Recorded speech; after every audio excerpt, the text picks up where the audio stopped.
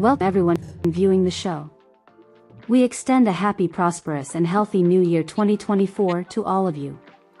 From all the hosts on our team, we would like to thank you and express our appreciation for all the support you have given to us last year. We could not have done it without you. We hope you will continue on the journey with us this year and spread the word to all of your social media friends. Let's make this the best year yet for everyone. Now let's get this started. Who we got out there? Who we got out there tonight? Sophie and Mimi Lee joining the show. What's up, Mimi? Lee, what's up, Mimi? Hey. Got the good Marvin Nick in the building. Huh? What's up, my number one son amongst Nick? What's up? Hey. All right, fellas, welcome to the show tonight. We got a good one, a hot one. We're trying to put this show together for about 4 months now, Q, huh? Yeah, we've been working on this one, but we finally got it done, baby. So let's get going. Let's get cranking. All right, we got some great guests lined up. We got the royalty of round ball in Annapolis joining us tonight. This the royalty. This ain't just your average baller. DC, Darlene Collins, how you doing tonight, Darlene? Emma, Ireland, Thomas, Watkins, what's up, dear? How you doing? Good to have you with us tonight. Big shout outs to Pam Williams. Pam, how you doing, baby? Everybody say hello to Pam. Y'all better speak to Pam. Hey, Pam. How you doing, Pam? So if it's your first time watching us, we might have some newcomers, Q. Give them the rules of the road, baby. Give them the rules of the road. Yeah, if you coming in, we want y'all to say hello and say hello to the fellas, just joking, so we know you're here and so we can acknowledge you. My man, Lodi Mako, what's up, Lodi? What's Lodi going on with you, brother? Make me. Marlon Wallace in the house. What's up, brother? Yes, sir. NASA! There she go. My girl Nessa. What's going on, baby? That's like my girl right there. Yeah, I like NASA. Wanda Powell Burton. What's up, Wanda? How you doing, dear? Hey, Wanda. How you feeling? How you feeling? All right, so look. Brian Brown. Welcome back, Brian Brown. How you feeling? Oh, we got another ball in the house tonight. Brian, that's my point guard. All right, that's what's up. What's going on, Brian? That's what's up. Hey. Brown. Linda Tongue in the house. How you doing, Linda? Wanda Powell Burton. Welcome back, Linda. All right, look. All the way. She coming to us from Connecticut, y'all. How you doing, baby? Way up there in Connecticut. How you doing? Oh, shout outs to Sweet Tea joining us all the way from there. Hey, look, it's a hot show. Like I said, we're going to get it moving to not delay things because we don't want the brothers waiting. They got a lot to talk about, a lot of stories. You definitely going to learn something tonight, and we're going to keep it moving. All right, won't you tell them what's up, man? Hey, well, welcome to the Night Brothers Show on YouTube and the Night Brothers Intermittent Fasting Show on Facebook.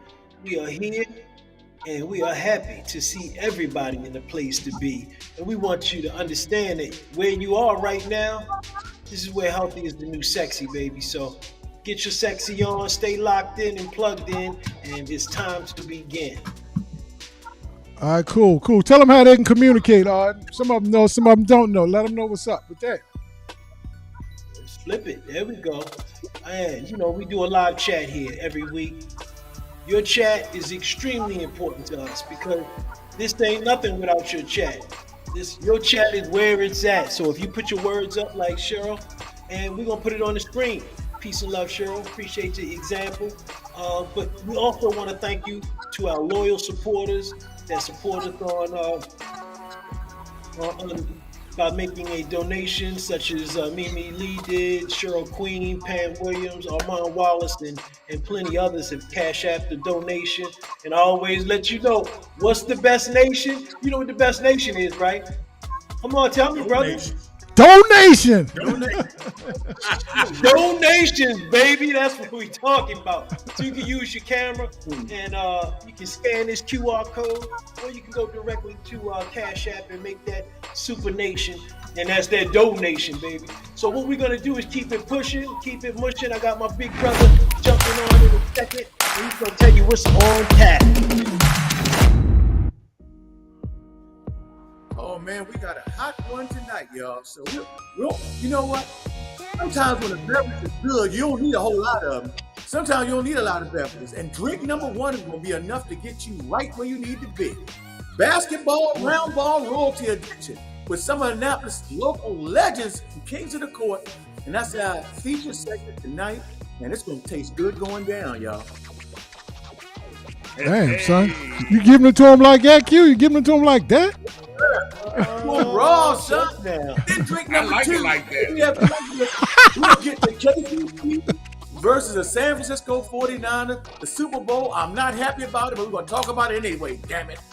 You really got to do that.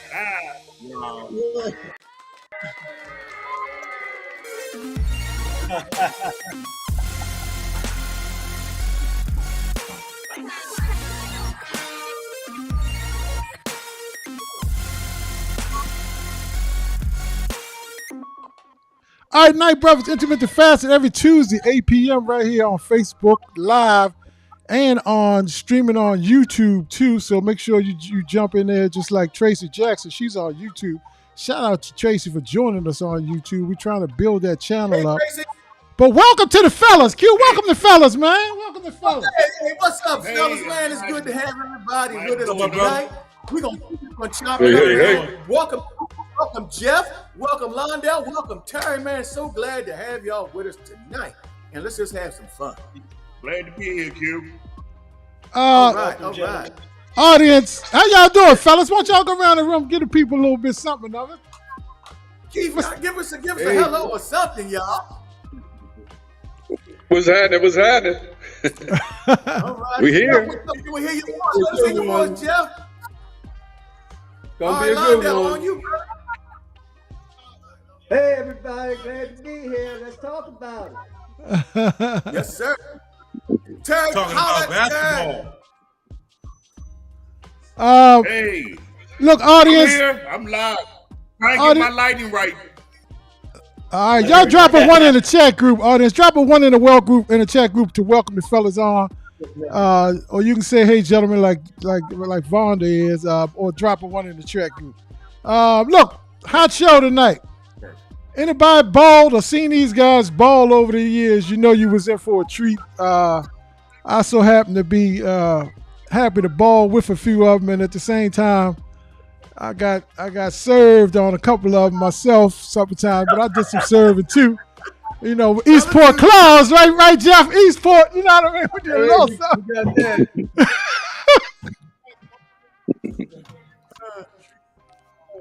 So, look, we want to start off talking about each person's career.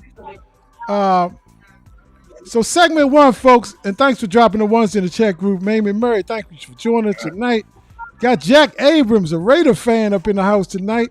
Thank you for joining us, Jack. Jack. What's up, Jack? Got Miss Jackson up in the building. That's my Lord daughter. Oh, cool. Thank you. All right. Thank you for joining. So, look, we want to talk about y'all journeys, y'all individual careers. Y'all each had some outstanding careers of how this round ball kind of changed your life. And who would ever known, you know, a little basketball could do so much for us on into these years. So we want to explore that and want y'all to share. And we're going to start off with you, Keith. But before we start off with you, Keith, surprising you with some old-ass footage we found on YouTube. So, audience, take a look at this for a couple of minutes, then we're going to talk about it on the other side. Take a look at this. Again, I know I've had the hot pants on. It's Virginia Tech and Memphis State, and we'll be back to meet the starting lineup. Address announcer Fred Cook. And now, let's play basketball. Introducing the starting lineups for this afternoon's Metro Conference contest. First, our visitors from Blacksburg, the Virginia Tech Hokies. Starting at forward, 6'5", senior number 22, Perry Young. At forward, 6'6", junior number 31, Keith Colbert. At center, 6'9", junior number 44, Bobby Beecher. At At guard, 6-foot senior, number 21, Al Young. And at the other guard, 6'4", junior, number 30, Del Curry. Now starting for the Memphis State University Tigers. Starting at forward, 6'10", senior, number 24, Keith Lee. Keith Lee, damn. Mm-hmm. Baller there, boy. Number 43, Big time talents out there. at center, Baskerville 7-foot home. sophomore, number 50, William Bedford. Damn, William Beckford. At guard, 5'10", junior, number 10, Keith, what year Andre was that Turner. for you? And at the other guard, 6'5", General. number 30, Vincent Askew. Wow, that was a lot of talent out there, man. There's Charlie Moyer, the That's Virginia 5 NBA guys right there. He's 175. Yeah, and 5 87. NBA There's guys, Vincent. man. He's led the Tigers to the number 4 Hey, spot I in the wanna high school interject polls on this that. battle. Right For there. the top spot in the Metro Conference now. Memphis State is 6-1. Virginia Tech 5-1. We're underway. Keith Lee with a brand new haircut picks up the basket. Looks a lot different with that haircut, but it really does. And I had to guard Keith Lee. Now he'll play Oh, y'all wasn't playing zone. Y'all was playing man to man. Okay. looking defense now. That's all we did, straight man. This game that we saw last week. Baskerville Holmes fires away and misses, and Keith Colbert takes it away. Well, they opened up in a, it looks like a 1-1-3. Keith with got the three people rebound, on the son. baseline to Oh, that Negro shot immediately. guys on the inside. Never been a shot he They didn't probably make. shut me down for that. Jeff, that Negro shot immediately. Yes, sir. Never Never been a shot. Yeah, baby. Fire off balance. It Oh, won't go, but man. he was fouled from behind by. All right, look. Let's jump over. Look. Yeah, Just wanted to yeah. show you a little bit of footage. Keith, you was never shy about putting up the rock, huh? No, sir. I had to hurry up and get that in before Del Curry said something, you know. So Del Curry, for folks that don't know, break down who Del Curry is. We got a lot of women that might not know. Who was Del Curry that was on your team? Del Curry is he can say it now, is the dad of Stephen Curry from the Golden State Warriors. We were roommates in college, so and that's where Steph get that shooting from. Yeah, I guess so, because he could shoot at his daggone self. Londell, you had a quick question. Did you ask him what year it was, Londell? What did you say? No, I was asking Keith what year it was. I know what year it was because we played that same Memphis team, and when we played them, they were ranked number 2 in the nation that year. Wow. Damn. Yeah, that was 85. No, 84. I think I was 84. 84, that was 84, yep. Matter of fact, 84, I have a 85. picture hanging on my wall. I have a picture hanging on my wall from that game when we played with Keith Lee blocking my shot on the backboard. Oh, Lord. Jeff, what was you going to say? He did plenty of that. But you know, Keith Cause was look, a guard too now. Hey, look, I thought I was doing something because I still got the Sports Ill, right? They said, yeah, Keith, you in the Sports Illustrated. I couldn't wait to get that Sports Ill. I turned that page, boy. He had my ball in his hand. I was like, I don't need to keep that Sports Illustrated. That mother was throwing my stuff in the cheap seat. Well, look, we want to talk about your career, so we're gonna ask y'all some questions. But in between, you know, anecdotes like that, definitely love to hear them, fellas. Go ahead, Q. Yeah, Keith. So take a few minutes and inform the viewers of where you grew up in Annapolis and a little bit about your formative year, your parents, your siblings, the neighborhood, and your childhood friends. Just give us a little background story as briefly as you can. Yeah, real brief. Of course, you know, everybody knew we grew up in Annapolis, over in Harbor House. You know, I lived in the Harbor House where we had the free pool passes. You know, and then woke up one day and all that changed, man. I was like, you know, went to Eastboro Elementary School for a couple of years, and then they started doing all the busing and stuff took us over to Tyler Heights. After that, even went to junior high school when they were doing the AM PM shifts, and had a chance to start trying to play basketball a little bit at junior high. But so basic after that, went to Annapolis High School, played and got my cut my teammates on here, Londell and Terry. And after that, after high school, went to Fork Union Military Academy to get the grades up and try to get recruited a little more. But didn't know that the coach, God bless his soul, he already had where he wanted us to go to school.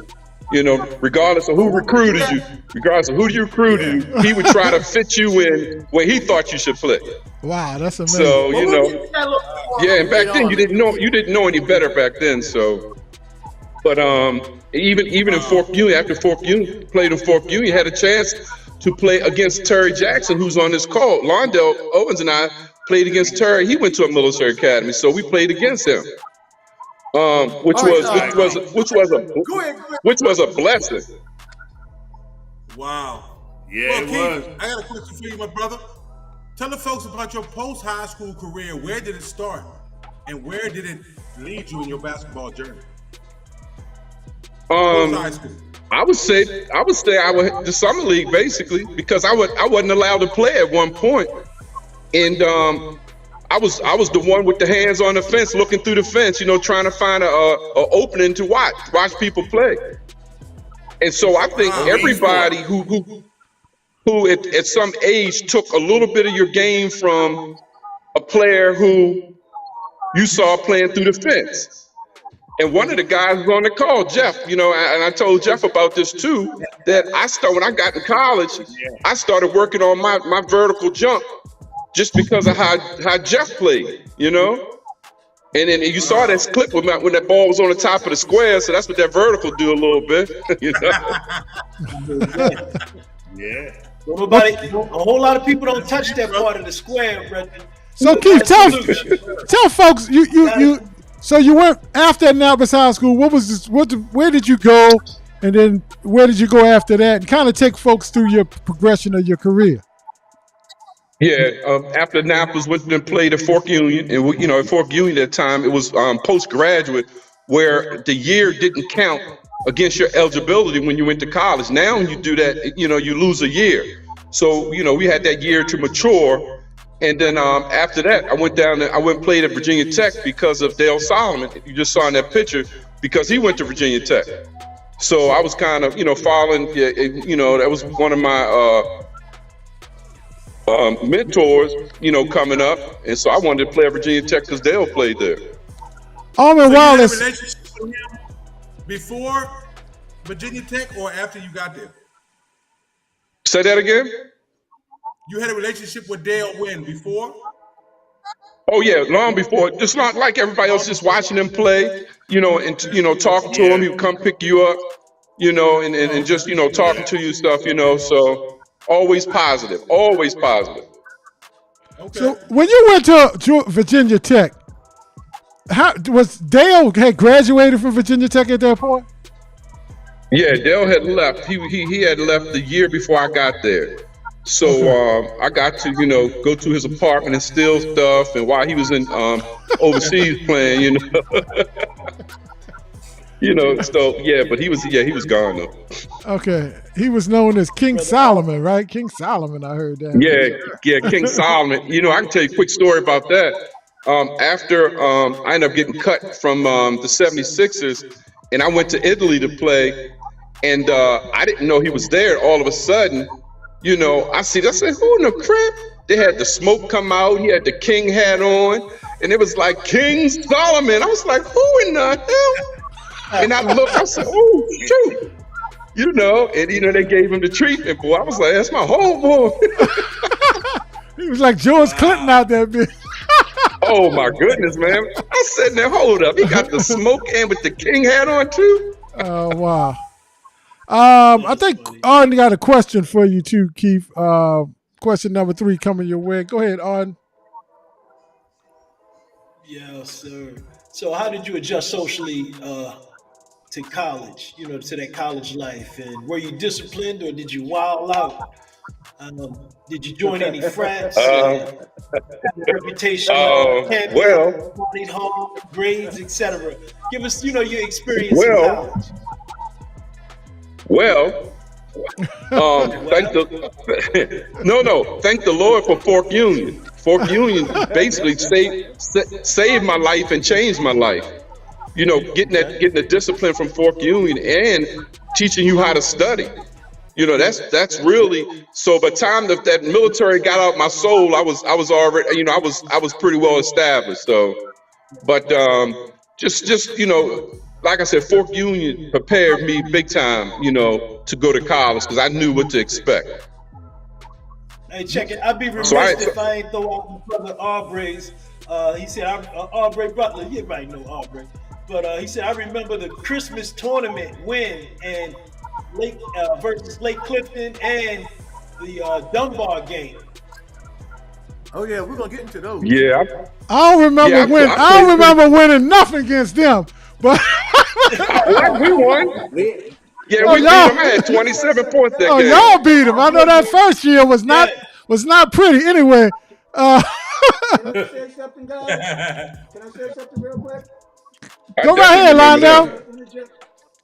Okay, Keith was talking about Fork Union, and Keith and I attended Fork Union together. And the thing about Fork Union that a lot of people don't know, Fork Union was a precursor to what they have going on now with the big schools like Mount Verdi and all the basketball schools. What's the one in Virginia? Oak Hill and all of those.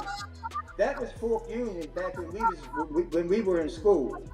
So after high school, we went to Fork Union basically to play basketball to go to college. Just like they're doing when they're going down to, what is that, the MGM and all of those academies. That's what Fork Union was when Keith and I went. Wow. Yeah. That's very well said. That's exactly what. Yep, that's so true. Well, Keith, so true. I got a question for you. What is it like? What part of your career would you say were most memorable? Whether it was college, because you did play some pro ball as well, and what surprised you the most, like during your playing days? Did you get somewhere and say, "Damn, these, you know, I can hang with these dudes. Or I'm better than I'm." What happened in your career that surprised you, and what was most memorable? It's funny you said that. Seeing some of the people that I was like, man, I'm better than that guy. I could play, but it's like I said, it's you getting a chance and what, you know, being in the right place at the right time.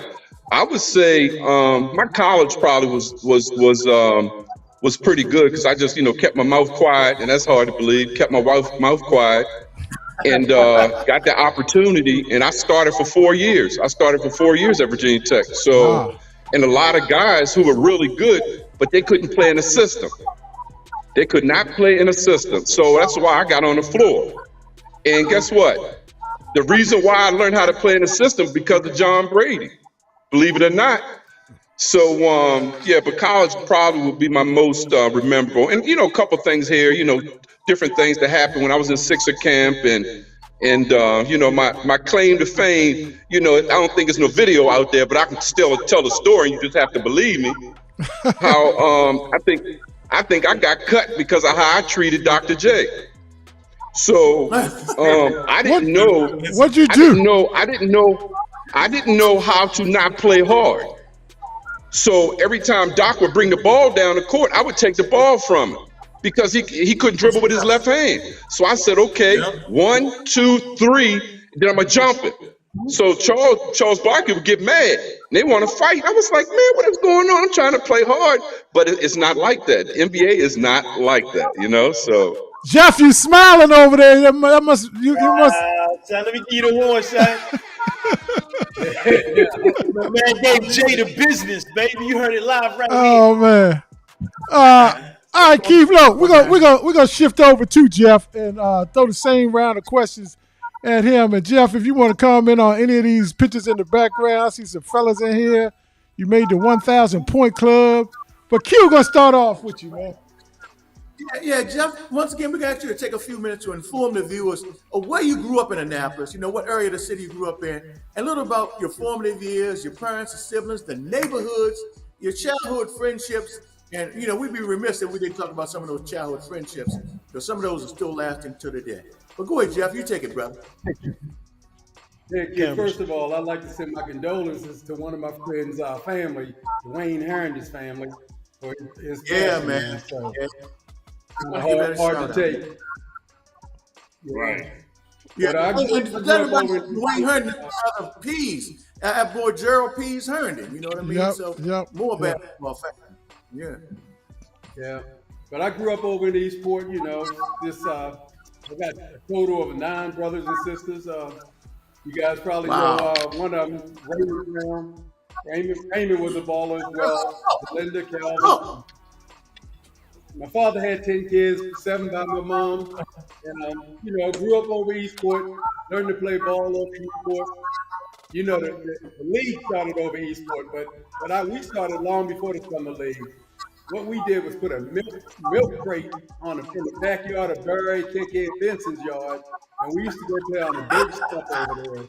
Word, y'all for the milk crate. With a milk crate, we couldn't afford a basket. So, Damn. man, we used to go. We went crabbing every day, try to make some money. Stole some milk crates, put them up in the backyard, and I mean, there was some serious battles in that backyard. And then one day, this brother came over named Zeke, and he kind of disrupted the system over there. Zeke was one of the dirtiest players we ever met over there. So, but starting over the summer league was over Eastport, but I really started playing basketball down at the rec center with a guy named Kirby McKinney. I played for the Zodiac team. And we had some serious battles down at that rec with Hacks Cross and Al's Pro Shop with the Kimbrew boys, Kimbrew brothers, and that's where I pretty much learned to play ball. Kirby used to travel us around with a white lady named Miss Grace, and we used to travel around playing ball, and we really got into it. And then I started playing in summer league. I started messing with Archie Trader, who I thought was Archie Trader. Wow. Yeah. So Hey Jeff, I remember that. I remember the rec because the rec they had those doors. So if you had a fast break, you might go through the doors down the rec downtown. Yep. Sure did. Exactly. On the stage. But that was the day. Yeah, you had to hit the stage with them doors. Yeah. But, we had some good balls over there, but we played ball every day over in Eastport. Basically, what we did, got out of school, hooked school, hung out at the Hip City pool parlor, and then went to play ball. Wow. But, you know, growing up with Barry Benson, KK Gerald, Kevin Coates, we all had good times, man, playing. And from there, man, I just started playing ball in the summer league. And the summer league really was where it started over Eastport, and probably was the best summer league I've ever played in over Eastport with the atmosphere. Wow. We You used right to make about some that. serious money in the league, man. So we had stands set up. We made about $500 every night selling crab cakes, sodas, and all that stuff. And the rec center just wiped us out. Right. Yeah. Wow. Kenny, you up, brother? Jeff, tell us about, same question, brother. Tell us about your post-high school career. Where did it start, and where did your journey lead you? Well, first of all, when I went to Annapolis High, I got moved up my first year at Annapolis High, and I started playing varsity. I played for Al Larimore for 2 years, and then we had a little switch in the game there. We got a coach named Brady who we went from a disciplined person to somebody we controlled.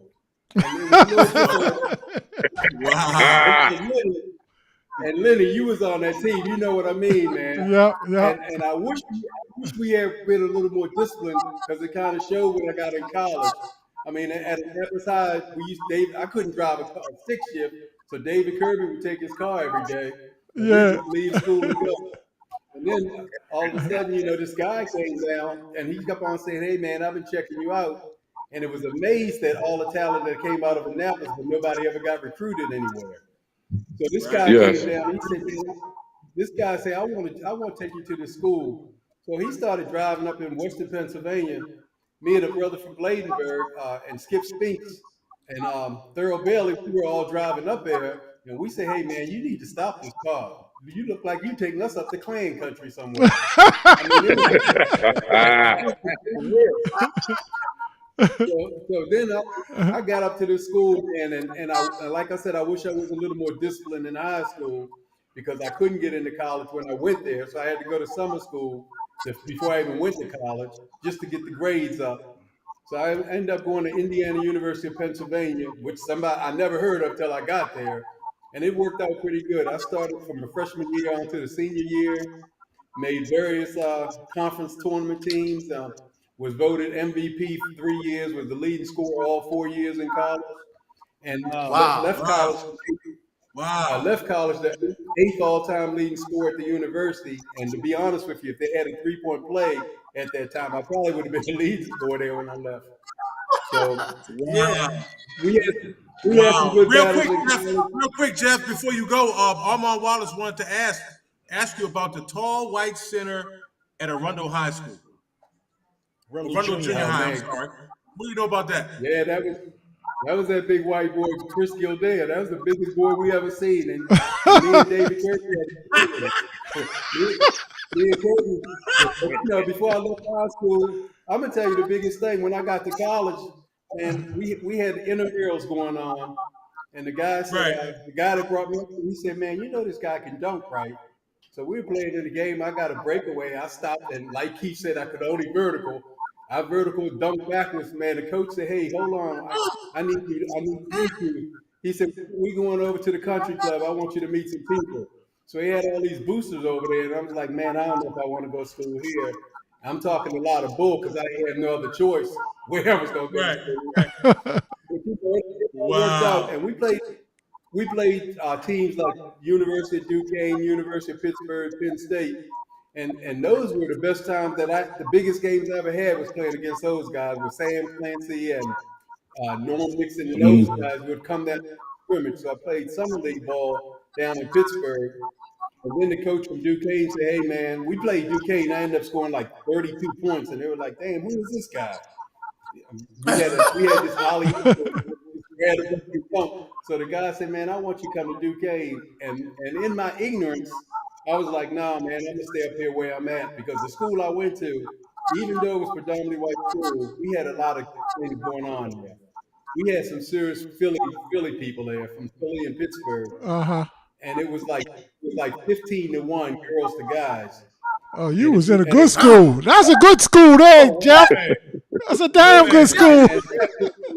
And Lenny, we played Pittsburgh the day before you guys played them, and the guys were talking about you guys at D&E.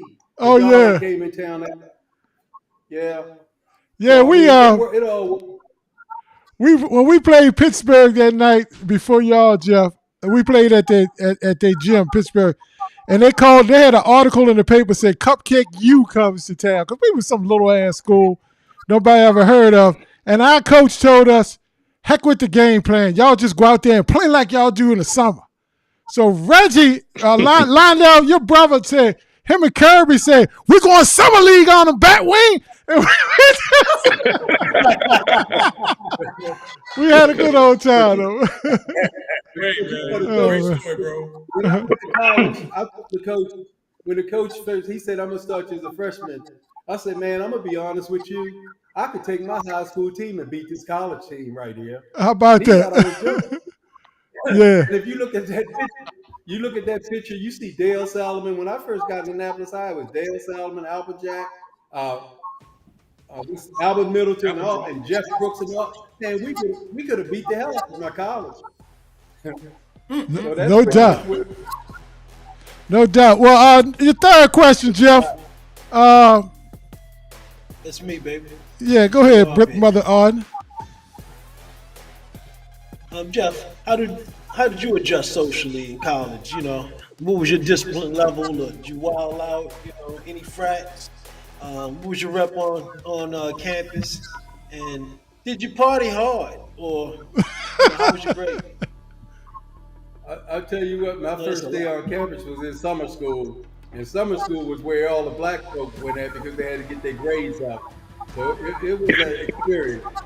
I only think it was an experience. The first day on campus was eye-opening. But I had a good time. I got my grades up, and I did something. I did kind of crazy. When school started, we had these fraternities up there, and I joined a fraternity my freshman year. And I was playing ball, and I really didn't know too much about the ball side or the fraternity side. And then one day I came to practice. You know, when you played, we were online for like 13 weeks, getting our ass beat every day. And I'll go to practice looking like I'm half dead. So one day I came to practice, you know, I had just went over to fraternity. I got a brain put on my own. And the coach, one of the players knew I got brains, but he kind of hit the arm and the patch came off. And the coach said, "Hey man, I'm sorry, you got to go home. I don't agree with this kind of ball." And I said, "Okay man, I'll call my, I'll tell him to come pick me up." And the other assistant coach came over the next day and said, "Hey man, I want to talk to you." And I had to tell these guys, "Hey man, this is an all-white school. Just because I joined all-black fraternity, that's my prerogative." And from there on, everything went pretty good. Oh wow! Actually, the first black fraternity, Alpha Phi Alpha fraternity, and that all fell in place. But my grades kind of fell big time. And to be realistic, I had to go summer school all 4 years. But the good part about it, my mother kept on saying, "Oh, how are we gonna pay for this? So I ain't got no money to pay for school." The day of my graduation, the coach gives my mother an envelope, and he said, "Mr. Brown, here's your bill for the 4 years." And when she opened up the envelope, it was a ticket that said, "You owe me $2 for this diploma." Wow. So, I mean, it was wow. Somebody wants to know what frat did you join? Tracy Jackson asked, "What frat did you join, Jeff?" Hey, there's only one frat I was interested in. That was Alpha Phi Alpha fraternity. All right now. All right, brother. Hey, well, look, my question for you, Jeff, same question that we have for all of you.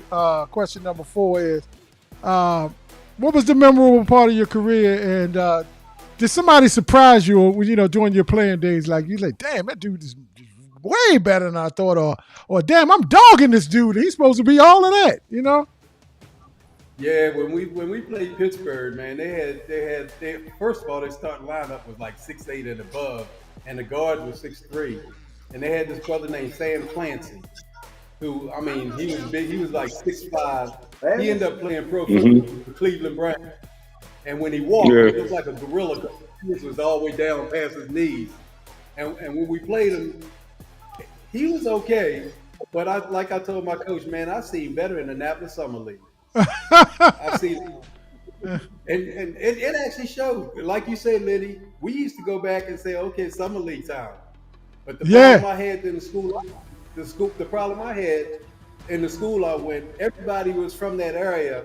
And you know how you hear a person name, and they would get intimidated when we played these guys. And I was like, man, they put their pants on like you do.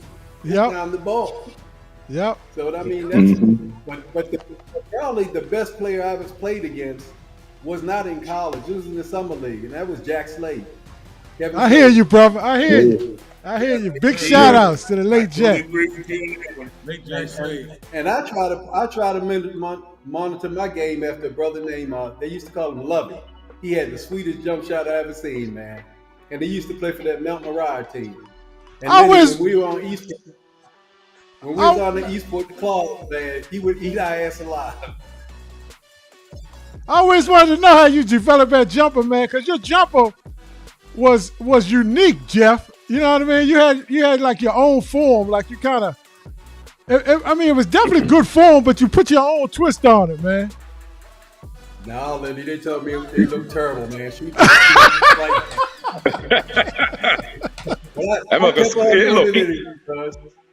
I kept on doing it. He could score. It went in.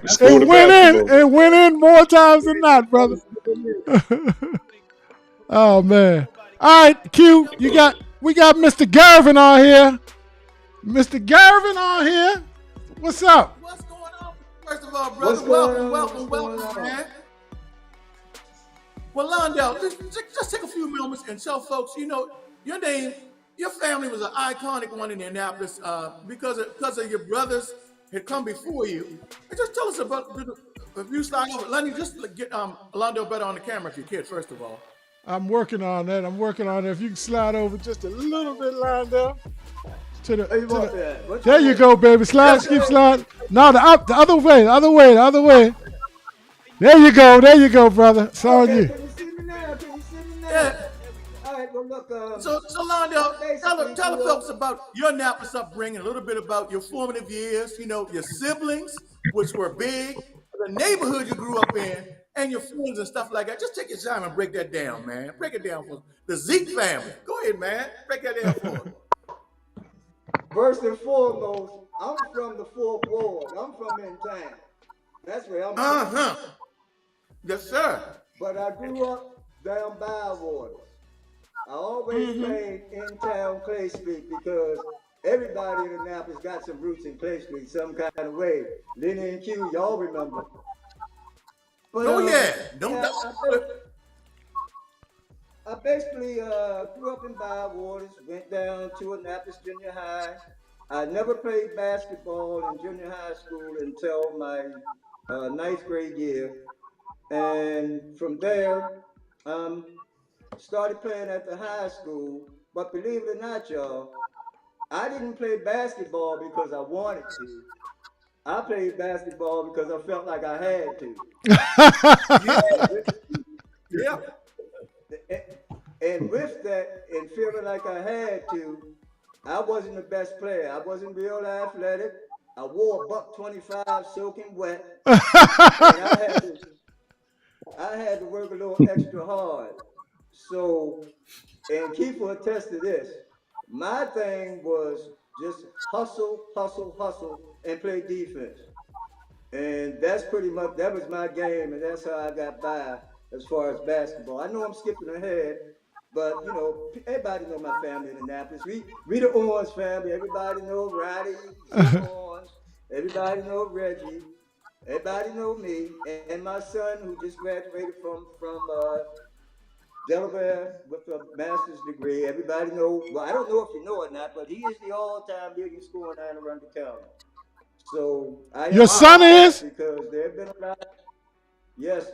I didn't realize that. Yeah. LJ is the all-time leading scorer in Anne Arundel County history. Over 2,100 points. Wow. Over 2,100 points. I'm gonna get a picture of him and put him on right here. This is your son at UMBC. Yep. But he is the all-time leading scorer in Anne Arundel County. So the family tradition, everybody, it speaks for itself. I mean, we played and we took the game real serious. Yeah, your family tradition was put that ball in the hoop. Yeah, that's what y'all could do. They were all bring up a point real fast. We're not going to belabor it. But you grew up playing other sports too. You didn't always play bad. You said you started playing basketball late. Tell the fellas what else you used to play, man. Let them know what else you used to play. Well, funny you talk about it because Keith and I played football together before we ever played basketball. There you go. Keith and I played football together at 9 and 10 years old, and we didn't play basketball together until we was in the 9th grade. But I played basketball, I played baseball, I played football, played soccer, played lacrosse. Because when we were growing up, back then, when the season changed, you changed sports. So everybody played everything. Yeah, wasn't no sitting in the house watching up unless you came home and watched sports. You right. Oh no. Mr. Whatty had us playing everything. Yes, sir. Well, Kenny, go ahead, Kenny. Yes, sir. Zeke, well, before I ask you the question, brother, I want to touch on LJ real quick. I don't know if you remember this. This might have been 2014. I was back home for a minute, and LJ and Cameron, they had a game down Bates. This LJ was young, and me and you were texting or inboxing or whatever we doing back and forth. And LJ had like a regular so-so first half. In the second half, he just came out and did some work. That was a while. That was probably like 2014 or something like that. So he really did his thing. But tell the folks about your post-high school career and where did it start, and your basketball journey, where did it lead you? Well, as I was saying earlier when Keith was talking, I went to Fork Union after high school, and pretty much, let me talk about Annapolis High School and our team. Our high school team, we finished 22-2. in 1981. We were ranked number 2 in the state and number 6 in the nation. We lost 2 games that year. We lost to Dunbar of Baltimore, who was number 1 in the nation that year. And we Yeah, got they were. upset by Severna Park going to the regionals, who we had beat 3 times that year. So once we lost to Severna Park, Keith and I were like, what are we going to do? Because we knew we were going to Cole Fieldhouse and we were really going to get seen. Yeah. So at that point, we were kind of Facts. scrambling, and that's when Fork Union kind of came up, and Keith took Brady Carr and took it down Fork Union for a trial, and we made the team. But then, seriously though, so we were actually out parole playing on parole court one day, and this old skinny white guy walked up on the court, and I didn't have any idea who he was. And he said, "Are you Owens?" I said, "Yes." He said, "I want you to come try out for Fork Union. Where's Kobe?" Wow, really? That's how you got recruited? And that's how we got to go down to Fork Union to try out. And Coach Cass, we did take Brady's car. Assistant Coach Kazanrak drove me, Keith, and Whitey down there. And let me tell y'all now, when we went down to Fork Union, we went down there to actually try out. You had to try out with your team. Oh yeah. It wasn't Oh No yeah. guarantee spot. We played against the players that played the year before us to make the team the next year. Wow. People that came after us had to come and try out and play against us. Damn. Mhm. Okay. It just so happened that our year that we went to Fork Union, 9 of us signed Division I. We had 9 players on our team that went Division I. Damn. All 12 of us played in college, signed scholarships in college, but 9 of us actually played Division I. That's amazing. So, wow. So I mean that was the thing. Now, let me get into Fork Union a little bit, and Keith kind of touched on it. The thing that Fork Union did for me was taught me that I could accomplish anything I wanted to. Because at Fork Union, it was a different world than Keith and I ever knew about. I mean, we had to get up at 6 o'clock in the morning. By 6:15, the bed had to be made. You had to flip a quarter on the bed, or else they tear it up and that kind of stuff. We didn't know enough about that coming from Annapolis. But the experience in getting through it kind of gave me the confidence that I can do anything. How about you, kid? Oh yeah. Facts. Hey, well, shoot, that leads me right into, how did you adjust? Now, after I left Fork Union, me and Keith can tell the story about how I signed to go to Kent State, because that's, that one we can't tell. But when I signed my scholarship to go to Fork But I signed my scholarship and go to from Fork Union to go to Kent State. I actually started off and on all 4 years. I played point guard and point for 3, depending on who we played. We were mid-major. We weren't big, but we played big schools. We played, like I said, Memphis State, Indiana, Alabama. Did you play Keith? Did you ever play against Keith in college? No. Y'all never met in college, okay. Hey, one thing I wanted to say. Yeah, we played a lot of schools that Keith played. But after college, Keith and I played again together. We hooked up later on, and we started playing semi-pro together. And we played in the Urban Coalition, and we played semi-pro travel basketball together for a couple of years. And wow. That was one of the most enjoyable times in my life playing basketball, because at that point, it was just pure basketball, having fun. Yeah. And I really got a chance to see how good, and I'm going to say this, I really got a chance to see how good Keith Kobe was, man. Yeah. Tell y'all, we played against them dogs, and Keith Colbert ain't take no backseat to none of them. I hear that, brother. I hear that. Booty Colbert. Hey, listen. Hey, let me say this. When we're at Fork Union, one of our teammates is now the head coach at Virginia Tech. So Mike Young, he played at Fork. He never played, but he was on the team.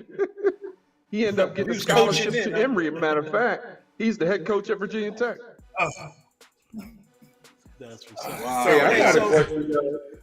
I guess something. Hey, how many balls I had to have on that team? Because both of y'all are gunners. Hey, Jeff. No, we ain't had to have a lot of balls. Answer the question, Lionel. That's not true, Jeff. My job was to get them the ball where they could make a bucket at, and I did that real good, didn't I, Keith? Oh yeah. Hey Jeff, it wasn't a lot of shooting. You better, if you ain't passed that ball 10 times before shot went up, you will sit down. Oh no. Yeah, it is. Well, look, Arden has a question for you, Lionel. Arden has a question for you about school years and that type of stuff. Well, we got that you was disciplined because you had to be. But did you join any frats? Well, hold up. Now, that was in Fork Union. I said I was disciplined. Well, let's go back to that. Did you wild out there? You know, any stories we can share for the fainted heart? I have to really, I'll be totally honest with you guys, man. When I left Fork Union in my freshman year, my first semester at Kent State, hey, man, I let it go. I can remember when the report cards came out and you needed a 175 to be eligible for that first semester. Uh-huh. And I needed a D in French to get a 175. Damn. I went to the French teacher and I said, I will do anything you need me to do just to get a D.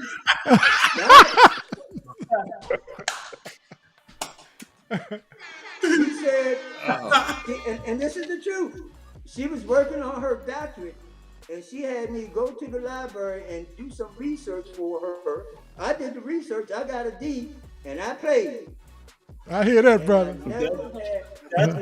I never had any problems with grades after that. I hear you, man. I heard that. Hey, well, look. You know any situations? I didn't hear y'all. Any fraternity? I said, you do any fraternities, anything like that? No, I didn't. Okay. No, I didn't join any fraternities. Basketball was our fraternity. I hear you. I heard that. Hey, before you answer a question, let me say this. While we were at Fork Union, right? Of course, you know, Londell and I have been friends forever. I didn't know how smart Londell was, right? Until they said, if you had all A's, you got to go home anytime you want. So Londell was packing his bag. I said, where you going at? He said, man, I'm going home. I was like, what? And found out he had A's. So you got the valedictorian, and Londell was the third smartest person at Fork Union. Damn, go ahead, son. I said, man, I would have been your roommate and cheated off you, man. Shit. Hey, Lion, you should have roommated with him. Right beside me. No, we never had that. Londell, hey Keith, hey, everybody, I used to get mad at Londell because he was the only one who didn't have to study. He did not have to study. He got all A's. Well, Londell. And I ain't never go up that hill. Londell, you know, in college, I was roommates with your brother Reggie, right? I was me and Reggie was roommates for like 4 years, 3 years. I went 1 year before him, and the first year he came, we was roommates, and we just roommates for the rest of our career. And man, Reggie was smart as a whip. You know what I mean? He was one that had to do very little studying and could go in there and just, you know, get good grades, man. So it's something in y'all family, brother. You know, your mother and father did a great job. I want to say one thing, y'all, before we move to Terry. Before we move to Terry, I want to say one thing. when we were at Fork Union, and Terry was at Massanutten Military Academy, we played Terry and them in a tournament down in Massanutten. And Yeah, we had were our in tournament. jail. But Terry was he was at a resort. Because we came down there in uniform and Terry and them was in there chilling out. Wow. Hey, Lonnie, everybody didn't know nothing about Massanutten. I'll tell you, me, Todd Bozeman. Hey, hello? Can you hear me? Yeah, go right ahead, brother. Yes. Oh, my bad. Go ahead, finish your story. Go ahead. Yeah, we were down Massanutten. You know, me, Todd Bozeman, and you know, a couple other guys. That was some of the best times when they came there. I had just broke my ankle just before they got there to play us. You know, so I was coming out of cast and trying to play them, and they had, like he said, 9, 10 Division I ball players. You know, and that was a long task by itself playing them. You know, I if I'm not mistaken, y'all took our tournament. Oh, yes, sir. Yes, we did that. Transition to you, and I want you to tell us a little bit about Yeah. your time growing up in Annapolis and playing for Annapolis. And I know you left Annapolis, and also I want you to tell us about your time in H.D. Woodson High School in D.C. as well. So just give us a little rundown on how things went for you in your formative basketball years. Oh man, originally, you know, I'm from DC, moved down to Annapolis, I guess in the 7th grade year. Went to Annapolis High School, played ball there, you know. Basketball wasn't my thing. You know, I thought I could be, you know, play football or something like that, you know, and until Lawndale, and keep tell you, until that little wooden court up top of the hill we used to play on before we got a basketball court there, I had a little short guy, about 5'0", was schooling me. And my pride got in the way. I said, I gotta learn this game. And that was Ray Bolton. That was who? That was Ray Bolton. You know how small Ray is. Yeah, Ray So little my guy. pride got yeah, I had to learn the game, and I had to learn it quick. Yeah. You know, so that was one of the reasons why, you know, basketball was introduced into my life. You know, because my pride stepped in. You know, you know, and of course, you know, when I got to Annapolis Junior High, you know, I had a little bit of skills left that, you know, until the coach, he kind of molded me, you know, then I just got better, you know. Went from there to Annapolis Senior High, which I love, which is one of the best times of my life is my freshman year. Me and Keith went straight to varsity, right? One of the best times of my life. And playing with Barry, Kebo, Guy, you know, and so on. You know, we had a great team. You know, went to the States, one game away. Matter of fact, it was 2 points away from winning the state championship. Barry broke his toe, and I remember that. the rest was history. Yeah, Barry was a beast, man. I'm gonna tell you, man. Barry was a beast. Was he? Yeah, man. That boy was something. I ain't lying. Go ahead, Kenny. Go ahead, Kenny. Lenny, get Keith back Terry, if you can. same Get question, Keith. my brother. It's been a while. Good to see you, first of all. But same question, my brother. Tell the folks about your post-high school basketball career. Where did it start? And where did your journey lead you?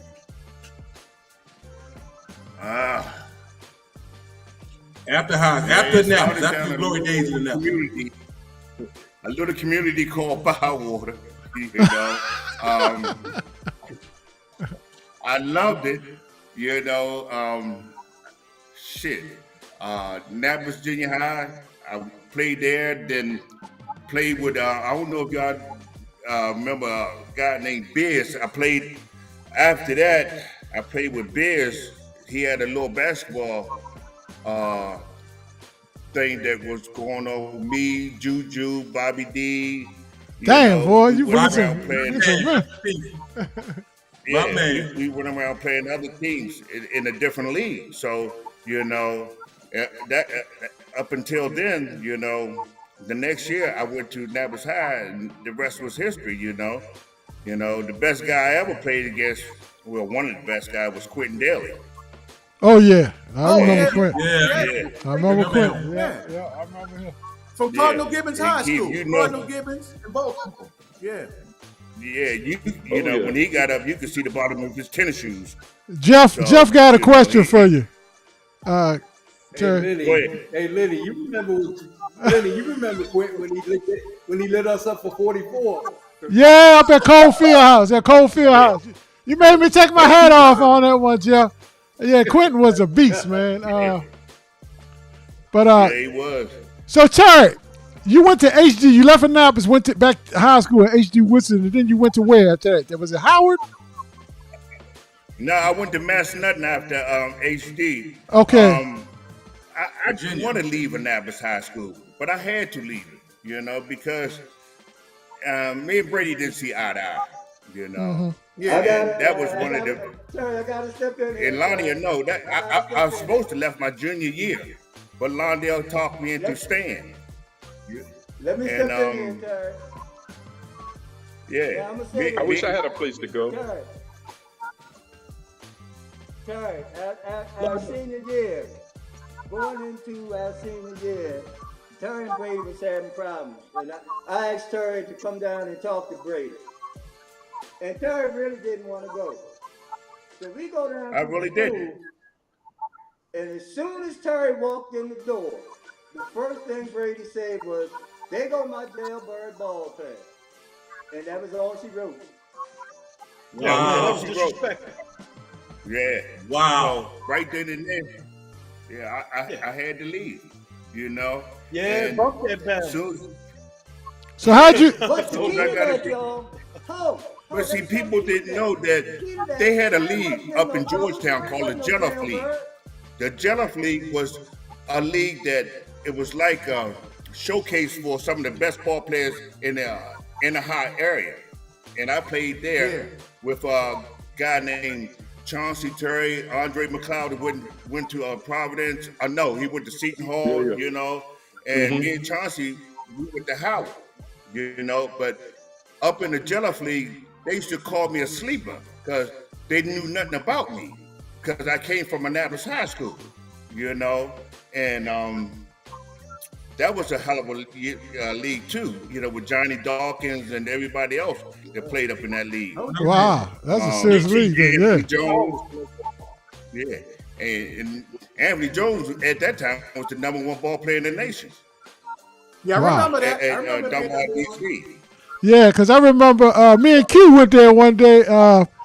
They was playing against Ed Pinckney and them came down there and played. Remember Q? And they had Boeheim, John Thompson, all of them was in the gym trying to recruit that boy. Right.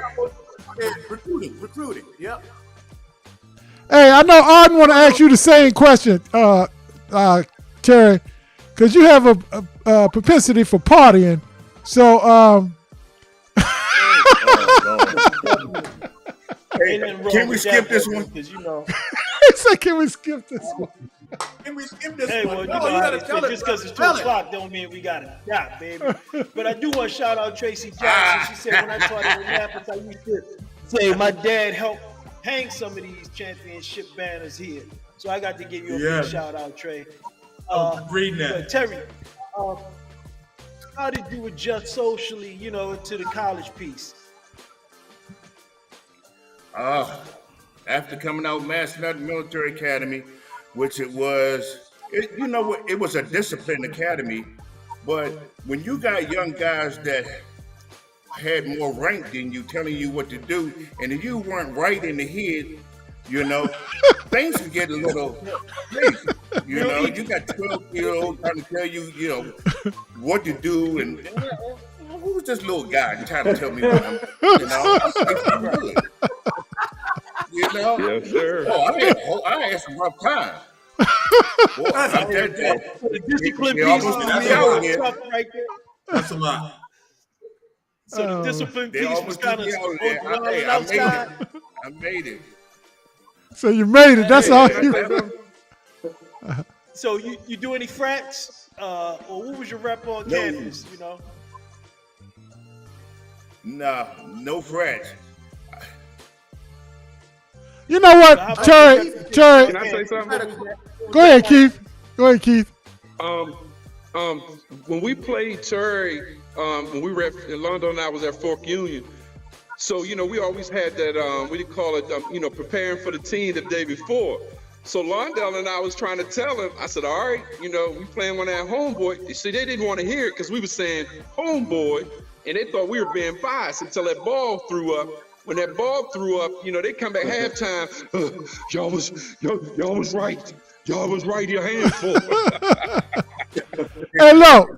Hey, look, fellas, we want to shift over real fast to the Brady years. And everybody mentioned them a little bit. Just your memories of your high school team. And Jeff, I'm gonna start with Jeff, Keith, because the reason why I'm gonna start with Jeff, because Brady's first year was our team. That was our senior year. Yeah. Was it our senior year, Jeff? Or something like that. Senior or junior year. But anyway, Jeff, go ahead, Jeff. Tell us your thing. Yeah, that was our senior year. And like I said, it was a little different for me because I had played for Al. And Benny, you can testify. Brady didn't coach that team. We coached that team. You ain't lying. We coached our own. Yeah, we coached our own stuff. And you remember the time we played up in Brady's old school in Andover. And he walked in the locker room. And the locker room was full up with smoke. So he said, oh, man, we ain't going like that. We going back home. And we said, man, you better get the crap out of here. Pushed them aside and went out there and beat them boys by about 55. Yeah, smoked them. We smoked them after we got finished smoking up in the locker room. And that was kind of, it was a big difference playing for Al Larimore and playing for Brady. I mean, Brady, we could do whatever we wanted to do, and there was no discipline. And I found out when I got to college, that kind of hurt me a little bit. Because when I got to college, I thought I could do the same thing I did with Brady, and it was a big damn difference. And Lenny, you know how we were free flowing. Yeah, we was. And heard Londell did something about they hadn't lost anything. We never lost a county game. We lost one county game, and that was to Old Mill, and that was a brand new school we knew nothing about. Yep. And that's the time Mike I remember one game, Jeff, I forgot who we played, but the score was 130-30, and Barry was still running the fast break. Come on, y'all. Come on. And they stopped the game. They stopped the game, and they said, this game is over. You know? And then you remember we played Lake Clifton down in Annapolis, and Brady just said he couldn't even say anything. Lake Clifton came beat the hell out of us. Yeah, that first year. Who did they have on that squad, Jeff? They had Lance Hill. Lance Hill, yeah. I remember that name. Yep. He was there. Keith, jump in. What's your memories of, because you and Londell, y'all can go back and forth, but I think y'all both played the same years let me get your names right. Y'all both played the same years at Annapolis with Brady, did y'all? Or did all three of y'all play together with Brady? Yeah. Tell me how it worked. Me and Londell played the whole time with him. Me and Terry played on the varsity team. Yeah. Let me say something before Keith talking. Y'all the ones that beat Brady up, aren't you? Oh, no. Bird did that. Hey, y'all know God bless that person from Eastport. God bless his soul, but Mr. Barry did that when we first moved down to old school. Yeah, and I was like, man, what is going on? But what I wanted to say was Brady taught me how to play defense. And I was so fundamental sound when I went to Fork Union, and that's why I got to start for 4 years in college, because I knew how to play basketball. And a lot of guys coming there putting the ball up, you couldn't do that.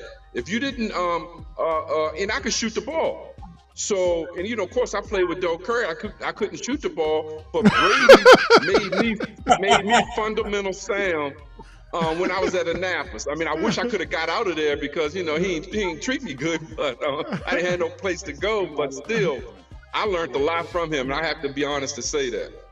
Londell, what about you, brother? When Keith and I talk about this all the time when we talk about Brady.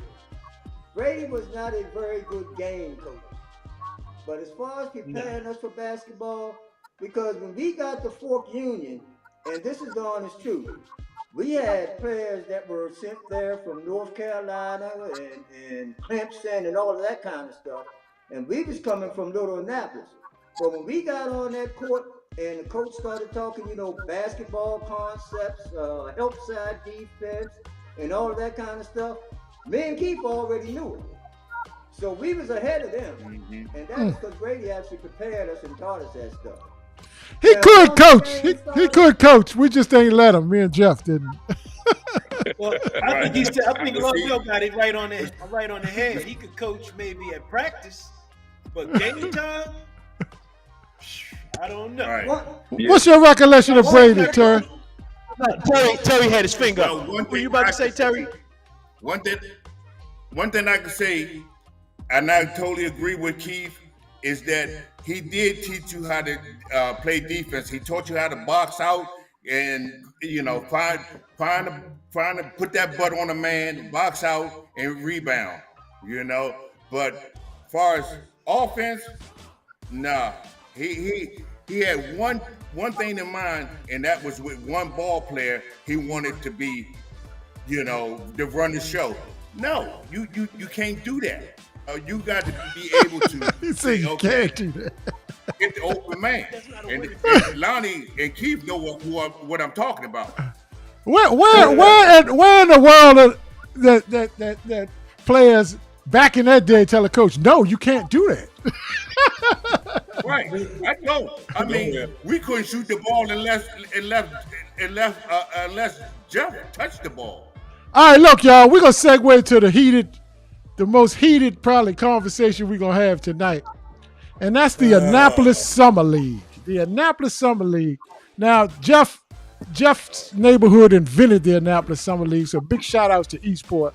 That's why when I got old enough to play in the Summer League, I went to play for Eastport Claws, baby. I probably couldn't make CLM because they had too many damn players in it. I probably wouldn't have got no time on this squad. So I had to play with Eastport. But let's talk about that, Jeff. Why don't you start off and talk about how Summer League originated, and then talk about how it went down to Hilltop, and then start off with the rivalries, brother. Can I say something before you start, Jeff? Go ahead.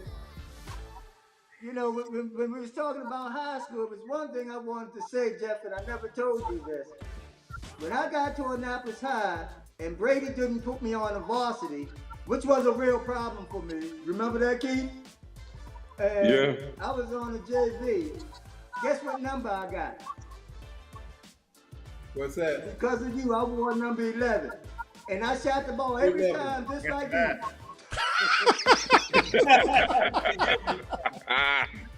Oh, boy. We said, Go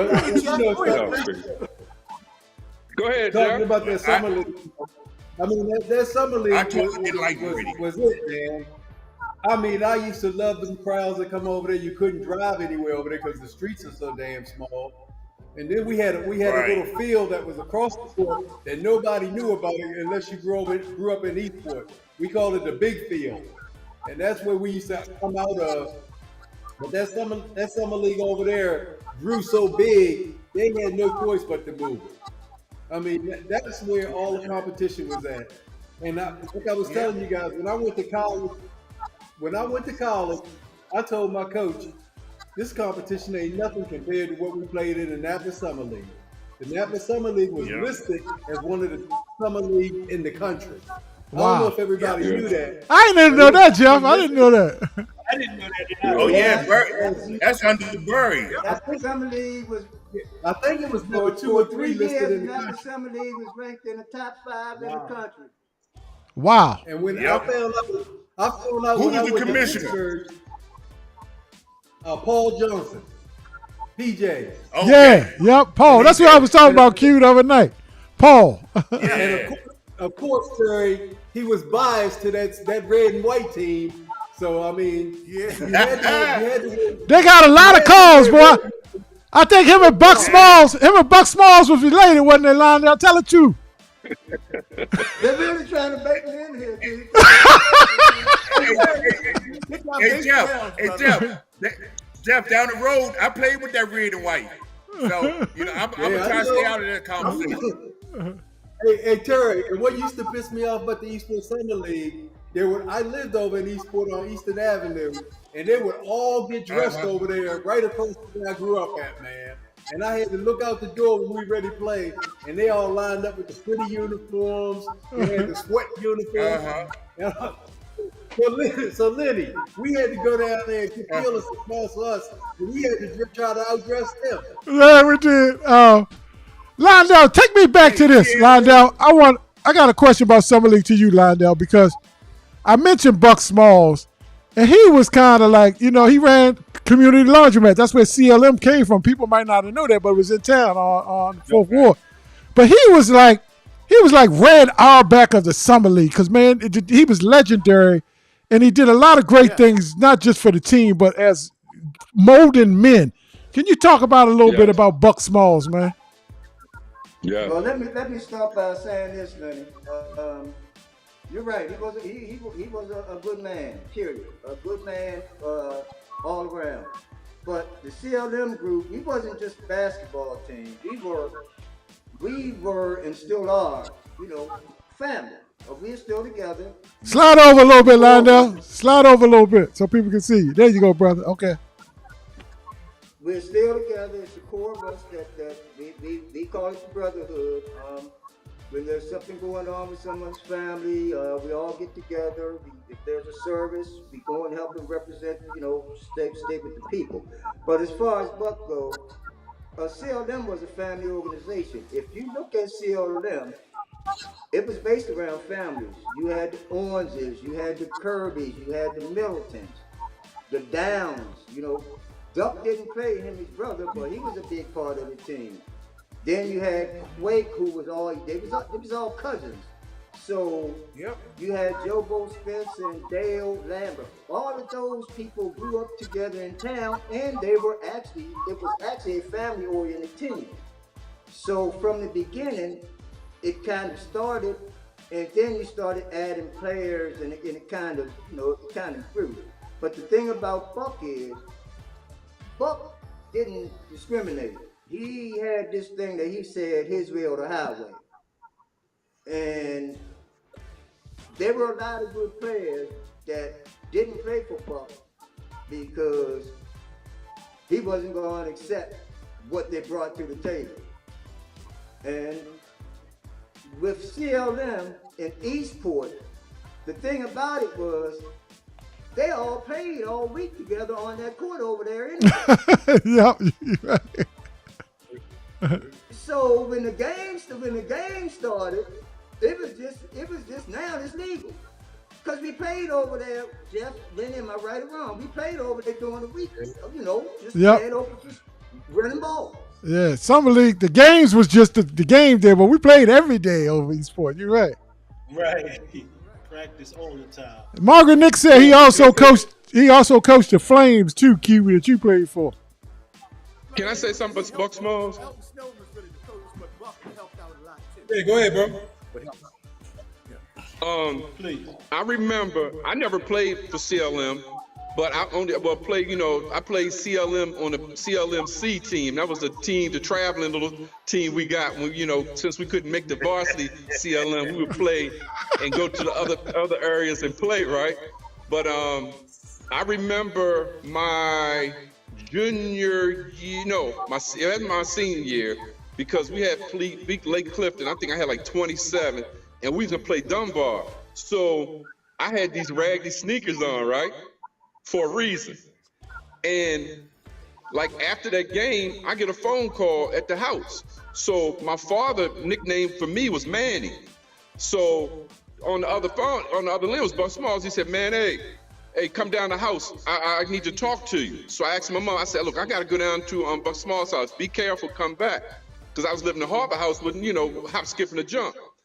I went down there, Buck Smalls and Elton Snowden, they were sitting in the house. He gave me a pair of sneakers. I'm talking about like sneakers where you walk by the window and be like, man, they start glowing and stuff. Back then you get a nice fresh pair of sneakers. So I really appreciate that. And I was like, well, I don't know if I should take them because I don't really need them. I just wore the other ones because I wanted to save my good shoes for the big game we got against Dunbar coming up. He said, don't even worry about it. So I ended up wearing them in the game, playing good. I always say it was because of the sneakers. But anyway, I just want to say that he was very generous to everybody. Yeah, man. I remember even, I think CLM and Eastport, like, look, I'm not knocking the other teams like Spy Road. They had some ball players, you know what I mean? Especially when Jack Slade was playing back in the day. And they had some boys on their squad. And that was Garden, Sammy had his team. But it really always came. Hunts Movers was tough, man. You know what I mean? Them boys. And then Buttons and them from up in Arundel. Yeah, they was tough too. Cliff and all of them boys. Yeah, Button's my guy. That's my guy. Button, I don't care what you say. Button's my guy, man. He was smooth too. And then Yak, I think Jeff Brooks was on Naps Garden. I think they was pretty boys. Yeah. But Keith, you played for them too for a little bit. I don't know why the hell you fly. Yeah, I played for anybody. But I played for. Hey, Lenny, let me tell you that Brownswood squad with Kenny Nella. Oh my God. Tim Danny. Yeah. Hey, they was that was like the bad boy pick. I used to hate playing them. You know why, Jeff? Because you knew it was going to be physical, and Jim Danny was going to throw elbows and just all kinds of shit. He just was going to muck the game up. You know what I mean? I played with him down North 7 for 3 years. Kenny Naylor. Yeah. Jeff, what was you going to say?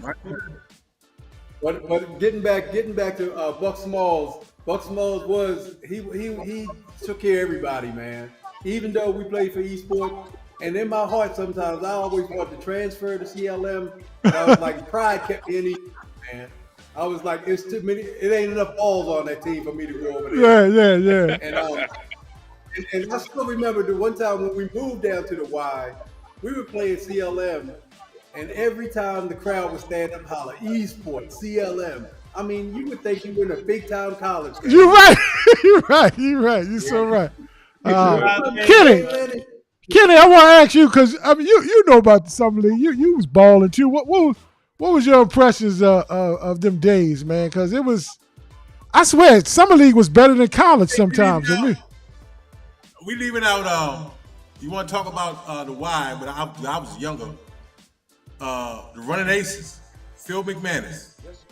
Y'all remember Phil? Big Phil? Oh, yeah. Rest in peace, my brother. Phil McManus. That was my guy. Peace, Big Phil. Phil McManus. Also, talk about Broadneck, Curtis Brooks. Light-skinned Curtis Brooks. Oh, yeah. Anybody remember him? From down North 7. Terry, you were down North. You played down North 7. Yeah, Light-skinned Curtis Brooks. And, the other Curtis from down Bywaters. And Kenny Naylor. Yeah. Some good times. Kenny Naylor. Man. That was some good times. Danny, Good times. Hey, well, look, man, we're going to segue away. I hate to jump off Summer League, but we're going to just get to our lightning round because we're running a little long, but, man, great conversations. You can't wrap it up in an hour, so we're going to try. So we do this thing called a lightning round. Q, why don't you tell the fellas what the lightning round is, and I'm going to throw the questions up. Lightning round, guys. Look, you can't be multiple. Pick one. You can only choose one. All right. And we want everybody's opinion on this. But we're gonna ask a question. Remember, you can only choose one. Let the questions rip, Lanny. Go ahead, Q. What was the best old school neighborhood in the Annapolis area and why? I'm gonna start with you, Keith. Harbor House. And keep it short if you. Okay. Why? We knew that. And I grew up in town too, Oberg Court. So, and I was neighbors. Me and Boyer was neighbors over Oberg Court. But I think Harbor House because I had to I had to really find my way and tough up a little bit, toughen up, and everything was in walking distance. Walk down to Sankey's and go to the store. Okay. All right, Jeff, you. Esport. Esport. Give me the I why. mean, you had everything you wanted. You had everything you wanted in Esport. You had the water. You could go sailing. You had the summer league over there. You had everybody that would come there, and you had Peerless down there at the time, which was pretty popular. All right, cool. All right, Turn, on you. You, Turn. Yeah, I agree with Peerless Ring. I told you you used to party, boy. Wasn't nothing like it, baby. Wasn't nothing like it. Oh, what's your favorite neighborhood, though, Turn? What was your favorite neighborhood? Of course, down Bywater. Okay, I We had that all would the be- amenities. Yeah, we had the Boys and Girls Club. We had a swimming pool. We just got a brand new basketball court. Oh yeah, even though the basketball court was lopsided, but hey, we made it. All right, Londell, yours is a little more controversial. Londell, give us yours, Londell. I'm gonna help Terry out and tell Terry. Now y'all don't forget when Bywater was built, Bywater was a neighborhood to come. Cause everybody came down Bywater. We was the hood, but we had grass.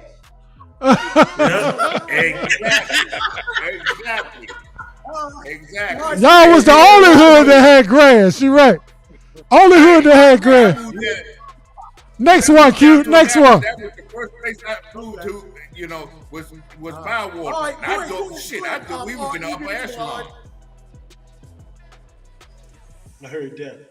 He said, moving on up. Yeah. Who next? Go ahead, Arden. Arden. Go ahead, Arden. No, I mean, shoot, old school. What's your best juke joint? Peerless Ring, Legion, Elks, Stanton Club. I said Stanton Club. Stanton Center, AG Rec. Peerless Ring. Peerless Ring, Q. Peerless. Yeah. All right, Hey, look, you can get your groove on and go downstairs and get that hot chicken. Ditto with Keith. Okay. Turn. Ditto with Keith. I'm gonna say Elks.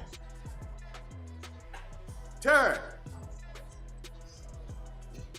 Terry might be I think frozen. Terry might Look like he froze. Y'all stunned him. Y'all stunned him on that. Go ahead, Lionel. I'm gonna throw a curveball. I'm gonna say Salvation Army. Oh yeah. Oh yeah. Okay. Yeah. Okay. Cool. Yep. I'm gonna tell you, I ain't know nothing about no Peerless Ring until I started hanging out with Jeff and them on Eastport. And shit, Peerless Ring was all right.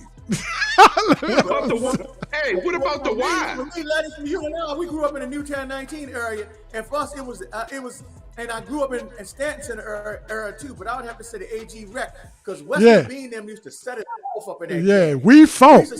We funk. What about the YMCA? Remember that everybody was at the Y too.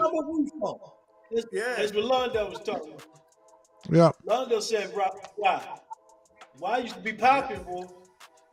Yeah. All right. Q, go ahead. Oh, throw up the next one. The last one. Old school spot. Now, we had some nice old school spots back in the day. We had Sankey's, we had Submarine Haven, we had Mama Sons, and we had Happy Brooks Place, or called, real name was Rice's. Which one was the best one? I'm going to start with you. I'm going to start with you this time, Londell. Which one was the favorite one?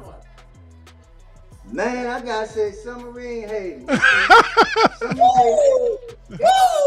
had them footlongs. Yes, Y'all know yeah. them footlongs? Yes, sir. Yeah, I had Submarine Haven. Cause see, when we was walking down the rack, down the rack back then, if you got a ticket, you put it in a yellow envelope and you stuck it in that meter. Right? Yes, sir. We had the tweezers. We could go on that meter and take that envelope out, and we had a footlong at that. Yeah. Mm-hmm. There you go. There you go. Somebody said Browns. Margaret Nick said Browns. That was Mama Sons, right? Browns. All right, which one, Jeff? Nah, Browns wasn't Submarine Mama Haven. Jeff said Submarine Haven as well? Submarine Haven. You could walk across the bridge, man, and you were right there. I hear you, brother. I hear you. All right, how about you, Keith? It was Sankey's for me. Cause I could walk down Sankey's and we had a what you call it, we had a if you work for them, you get stuff free out the store. Plus they had the little thing where, you know, my mom would come out and pay, you ain't need no money. Yep. Yeah. No Well, doubt. look, Arden, go ahead, Arden. Give us yours, bro. Give us yours. I mean, it would have to be Submarine Haven. You know what I'm saying? I was Somebody said Little Tavern. They had a shop out Spy Road too. That Bonnie Wright had a spot out there, joint. Yeah, he did. He did. They sold records, and you could get some snow cone out there, Blicky. I was a DJ anyway, so I had to rock the vinyl, baby. You know what I mean? What about yours, laddie? What was your choice? Oh, you know Submarine Haven, man. Come on, we used to go up that joint. They used to have these things. The cheapest sub you could get lined out was called a pizza sub. You remember that? You remember the pizza sub? That was the cheapest one. You go up there with 50 cents, you will eat good. Yeah, on the pizza sub, no doubt. I'm gonna make it a landslide, and I'm gonna go with Submarine Haven too. Even though I got mad respect for Mama Son, because Mama Son had them chicken wings. Y'all know that. Y'all know I ain't lying. Yes, Mama Son had them chicken wings. But Submarine Haven would have a winter chicken dinner for this one. Yeah. You All okay right, with folks. Well, look, y'all, we're gonna wrap this show up, man. We've been on for a while. Hey, it's from the Knight Brothers, man. This was an honor, man. It was probably some of the most fun we had in a long time on one of the shows, man. Just kicking it with strong black men that made it through the hood. You definitely back. But what? You ain't got a shot on us, didn't you, Terry? I know you, Negro, got a shot. Hey. Nah. Hey, I had to get reconnected. Hey, I keep mine right here with me. What you got? What you got in that cup? He got the red cup, Jeff. He got the red cup. Hey, Q. Man. Hey, Q. Oh, this is what I got, Q. Oh, Lord. Hey, I told y'all. You got to get ready. I told you, Lionel. That's my boy. Oh, man. We're gonna wrap it up, but we're gonna be able to do this again. We hope to do this again sometime. If you guys will consent to doing this, we'd love to have you come back sometime in the near future, man. Maybe during the summer when the summer league has started, or no, probably near the NBA playoffs. Near the NBA playoffs, you guys can come back because we didn't even discuss some stuff we wanted to cover about the college and NBA game. We couldn't get to it tonight, so we definitely got to have you come back and talk about that. Were you guys agreeable to do that with us? Yes, sir. Of course, with this coaching space in the NBA championship game. Yes, sir. Okay. All right. Great. All right, so let's wrap it up. Extra time. No, let's just give them one by one. Keith, you got anything you want to leave the people with or say? Because of growing up in Annapolis, really molded me, and seeing people like Jeff, Reggie. Just a lot of people who you could look at and see that they were going to be okay and they were doing good. You had role models, so that kind of just paved the way for all of us. No doubt. How about you, Jeff? Well, I mean, I've actually lived in New York, Connecticut, California, Memphis, and there's no place like Annapolis, man. I can tell y'all right now, there's no place like Annapolis. Everywhere you go, everywhere I've actually lived, Annapolis is always on the top, man. That's a lot to say, brother. This show is a prime example of what I'm talking about. Thank you, brother. Appreciate that. I take Paris over Annapolis. Yeah, well, this is my home. This is where I raised my family and my kids, and everybody's doing great. So, Annapolis has been good to me.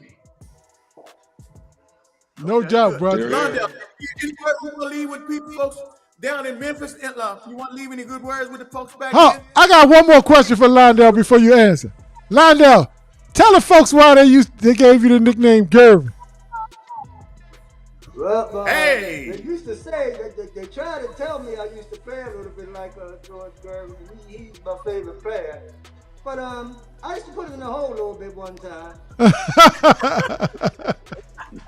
What you want to leave the folks with, though, bro? What you want?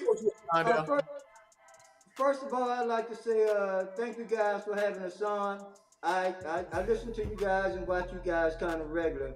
And I appreciate the fact that you thought enough of us to invite us on here. And keep doing what you're doing. Keep it up, brothers. Thank you, brother. Thank you. Amen, Jared. Kudos. Take us out. Oh, one more thing, Lenny. Lenny. Congratulations on your nomination for your award coming up, guys. Oh, thank you, brother. Thank you, man. Appreciate that. Sunday night we go for our award, man. So thank you for. Hey man, I gotta thank all you brothers for one other thing. Go ahead, I enjoyed myself, gentlemen. Hey man, I gotta thank you all man, because y'all played at the Y games, man, and y'all kept the joint packed. So when I was going down there and battling and beating everybody in Annapolis and breakdancing, and I was the halftime show for a lot of y'all games. Over on the other side when y'all was playing, I was taking people money breakdancing, killing them the game. They ain't want to see me come through with the hood on, baby. But I used to love it because y'all would keep that joint so packed. I was guaranteed to get some numbers when I rolled out that joint, man. That's what I was gonna say about Summer League. How many got the fun?